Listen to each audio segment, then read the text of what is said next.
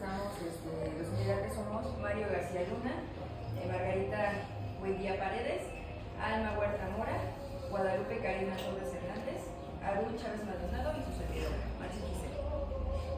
En el caso de la eutanasia siempre ha sido manejada por corrientes filosóficas que son integradas por hombres de ciencia y religión.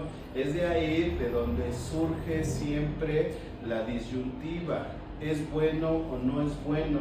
Y entonces como seres sociales siempre vamos a ir desarrollando pues la parte de la dignidad humana, que es la que nos interesa cuidar como entes tanatológicos. Entonces los defensores siempre van a cuidar la dignidad humana de ese enfermo, pero también elegir libremente el momento de la muerte. Los detractores pues siempre van a apelar por la parte del derecho, ¿no? O sea, es que por legalidad no se puede, y exclusivamente pues la cuestión científico-legal. Por favor, le podemos dar al siguiente. Entonces nosotros deberíamos de determinar si morir o no. Entonces esto a través del tiempo siempre se va a fijar alrededor del hombre, vamos a escuchar y preguntar decisiones como esta. Entonces nosotros debemos de buscar la mejor manera de aliviar el sufrimiento en el ser humano y ubicarnos en un sistema de cultura y religión, entender que el lenguaje de la ética siempre ha sido adoptado no solamente por los pacientes, familias, médicos y demás profesiones, sino que finalmente tiene que ver con corrientes filosóficas y sociales.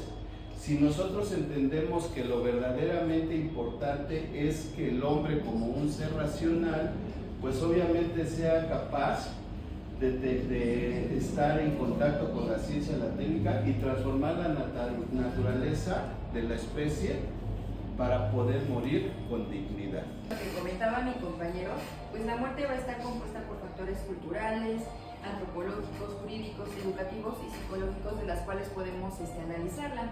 Pero también es muy importante valorar a la persona, el entorno que lo rodea, como su familia, su religión, qué es a lo que está acostumbrado, porque eso nos va a poder dar la pauta para ver cuál ha sido su trayectoria durante la vida y cómo puede terminar. El quehacer del tanatólogo es dar un buen morir. Es necesario hacerlo desde los pilares de la ética, que serían siguiendo los principios de autonomía, justicia, beneficencia, no maleficencia. Solamente la persona va a ser la que va a decidir en qué momento sería lo oportuno finalizar su vida, ya que depende mucho qué tan digna o cómo se sienta su dignidad, ¿de acuerdo? Y como consideraciones éticas tenemos que la persona debe saber si está a punto de morir, si la muerte está cerca en caso de enfermedad, para poder resolver los asuntos que tenga pendientes. También participar activamente sobre decisiones vinculadas o relacionadas a su salud, también para tomar, para estar pendiente en los procedimientos que se le van a realizar. Es necesario preservar relaciones entre sus redes de apoyo, familiares, el equipo médico, evitando un entorno hostil, y también apoyar y facilitar el apoyo espiritual.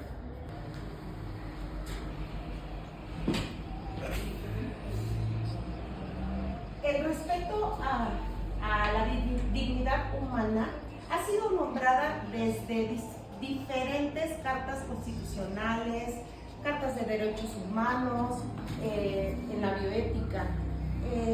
Refiriéndome más un poco a la bioética y al campo médico, la dignidad nos habla del respeto y los valores que no deben transgredirse para evitar el sufrimiento y el dolor en un paciente que está en una etapa terminal de la enfermedad o en una enfermedad crónico-degenerativa. La dignidad ha sido mencionada desde diferentes perspectivas. Yo tomé un poco más del médico canadiense Chochinovic. Es un psiquiatra que es el creador de la terapia de la dignidad y de las dimensiones emocionales al final de la vida. Él toma estas dimensiones.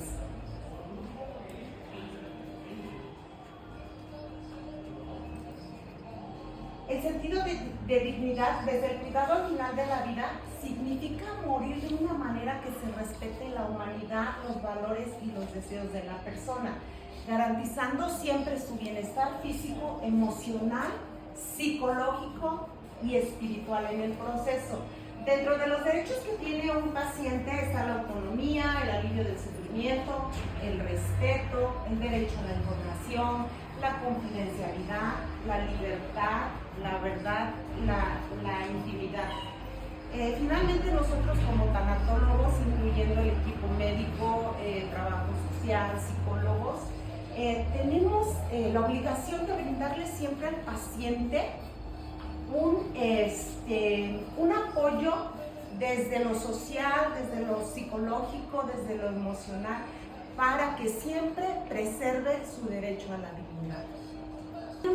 Hablando de la dignidad de la eutanasia, debemos aceptar que la dignidad en un proceso en el que el enfermo está enfrentándose a la muerte es minada, es destruida, y bueno, incluso por el sufrimiento y la debilidad, la dependencia del enfermo hacia los otros. Por lo tanto, es necesario rescatar en este proceso de morir las situaciones degradantes que sufre el enfermo para poder entender el concepto de eutanasia o de suicidio asistido, para evitar este deterioro que ocurre en el final de la vida y mantener lo más posible la dignidad y el control del paciente en estos últimos días. Generalmente la enfermedad, los enfermos mueren en hospitales antes que en su casa. Y se debe tomar en cuenta también esta situación en la que están inmersos en un ambiente de alguna forma hostil, en el que a veces los medicamentos, los instrumentos atentan su vulnerabilidad. Entonces, todos necesitamos y por principio y por instinto morir y hacerlo con dignidad y decorosamente. Surge entonces la pregunta de ¿se pierde la dignidad humana cuando uno está muy enfermo si no es con la ayuda de otros? Para contestarla debemos entender que cuando deja de existir la hermosura, el significado de la vida, el sufrimiento se vuelve innecesario y es inhumano.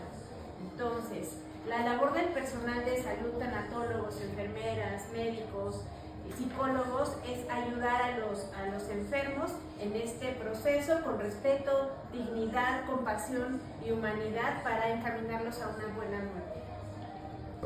El acompañamiento en el final de la vida. La compañía es una necesidad del ser humano. Se cree que el sufrimiento y el dolor debe de estar en la etapa del final del humano ante la muerte. El acompañamiento es el cuidador en el paciente. Se debe hacer bajo un abordaje psicosocial, donde las familias y los amigos nos deben de apoyar. Cuando se inicia el abordaje psicosocial, tenemos que ver los aspectos físicos, psicológicos, sociales y espirituales. Dentro de los aspectos físicos debemos de ayudar a aliviar lo que es el dolor y el sufrimiento. Dentro de los psicológicos vemos las necesidades emocionales de nuestro paciente, si tiene alguna necesidad o un conflicto que no ha resuelto. Dentro de los sociales tenemos que ver el rol que él maneja del apoyo y la confianza que tiene con sus familiares, y en los espirituales hay que ver los valores y creencias que tiene nuestro paciente y cuáles son sus deseos en esta etapa final, y promover un espacio para que él se pueda expresar de forma correcta. En los cuidados están relacionados con respeto al deseo del otro. Dentro de las intervenciones terapéuticas consideramos lo que es el apoyo de la psicoterapia, la terapia cognitiva, la terapia de aceptación y las técnicas de relajación. Bueno, continuando con lo que es el acompañamiento, vamos a permitir que la persona siempre trate de expresar sus temores, prepararse para estar en una escucha activa con la persona constante, con sus familiares, traer a la memoria la vida de la persona, así como es respetar sus creencias y valores de lo que a lo que ellos están acostumbrados. Siempre hay que tomar en cuenta a la persona enferma para hacerla partícipe en la toma de decisiones, si es que aún está en sus facultades mentales, favorecerle un entorno agradable, un apoyo emocional, espiritual y siempre considerando si ella también desea el religioso. Si aún tiene la facultad de tomar decisiones en cuestiones legales y de sus tratamientos, o simplemente estar en un acompañamiento continuo con esta persona.